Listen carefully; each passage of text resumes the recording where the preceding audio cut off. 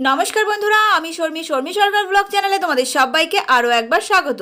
তোমরা অনেকেই কমেন্ট করে থাকো যে দিদি তুমি যে ফলের ক্যারেটে ড্রাগন গাছ লাগাও, এক একটা ফলের ক্যারেটে তুমি কটা করে ড্রাগন গাছ লাগাও।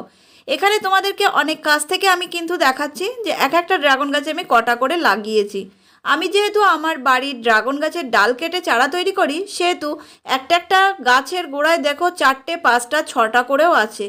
যেহেতু আমি এভাবে নিজের বাড়ির গাছের ডাল কেটে বসিয়েছিলাম, সেহেতু এতগুলো করে বসিয়ে দিয়েছি। কিন্তু তোমরা যদি তোমাদের বাড়িতে ফলের ক্যারেটে ড্রাগন গাছ বসাতে চাও, তাহলে আমি বলবো তোমরা 4টে করে ড্রাগন গাছ লাগাও, তাতে করে দেখবে ভালো হবে। আমি যেহেতু একটু বেশি করে লাগিয়ে ফেলেছি, তাই বেশি গাছ লাগানোর ফলে হয়তো গাছের গ্রোথ একটু বাড়তি হতে পারে, যেটা ফলের ক্যারেটে হয়তো একটু ম্যানেজ করতে অসুবিধা হবে। তো যাই হোক, যেভাবে হোক সেটা আমি ম্যানেজ করে নেব।